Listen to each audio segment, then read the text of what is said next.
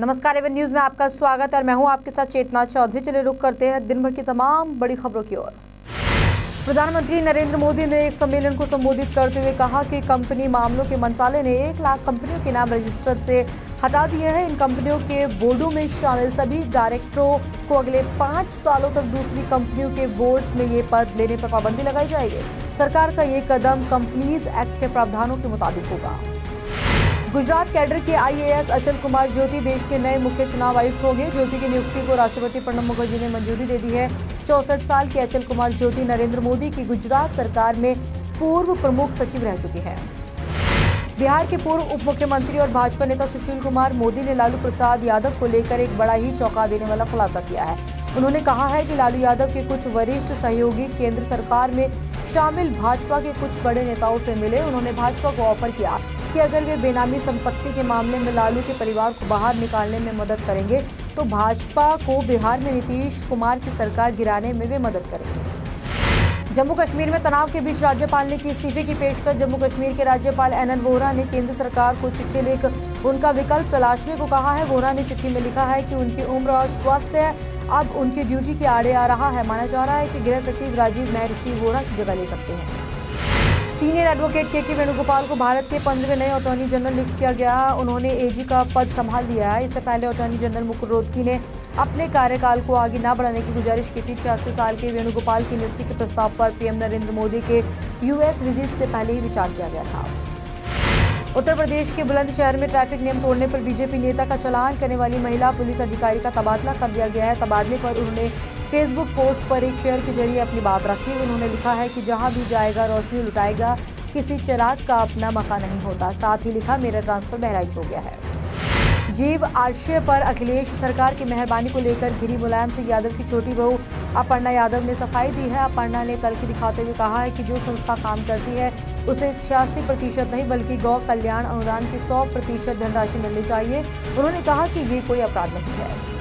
Supreme court ने Madras high court के उस आदेश पर अंतरिम रोक लगा दी है जिसमें हाईकोर्ट ने राज्य के सभी किसानों के कर्ज माफी का आदेश दिया था। इससे पहले तमिलनाडु में किसानों को बड़ी राहत देते हुए मद्रास हाईकोर्ट ने किसानों की कर्ज माफी के आदेश दिए थे। हाईकोर्ट के फैसले को तमिलनाडु सरकार ने सुप्रीम कोर्ट में चुनौती दी थी। उत्तर प्रदेश के बुलंदशहर में 2 नाबालिगों को अगवा कर गैंगरेप का मामला सामने आया। बताया जा रहा है कि शाम के समय दोनों नाबालिग शौच के लिए निकली थी, तभी गांव के कुछ लोगों ने उन्हें अगवा कर लिया। बलात्कार के बाद दोनों को गांव से 15 किलोमीटर दूर दिल्ली बदायूं हाईवे पर छोड़कर दरिंदे फरार हो गए।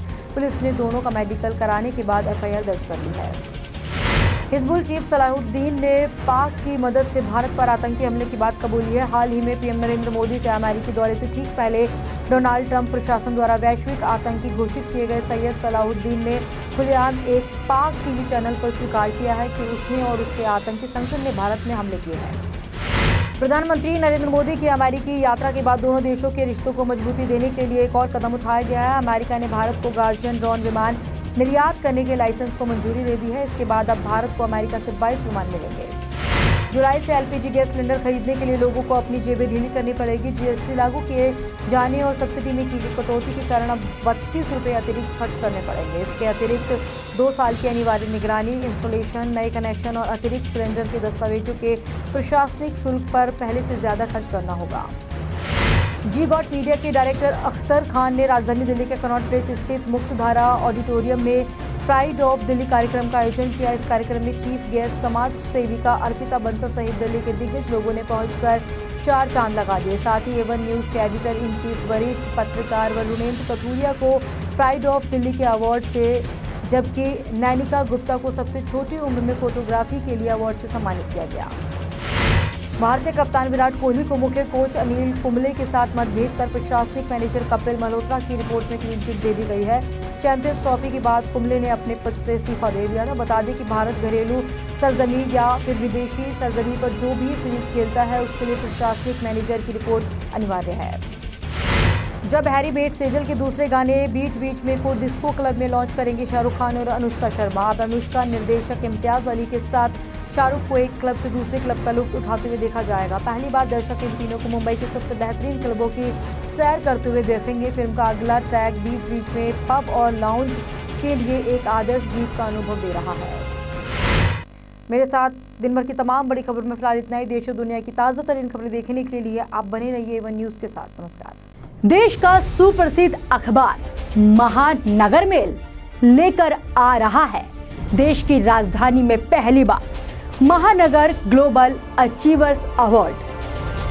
Social work, education, fashion, business, yoga, मनोरंजन, सरकारी और गैर सरकारी या हो मीडिया में अहम योगदान देने वाले पत्रकार।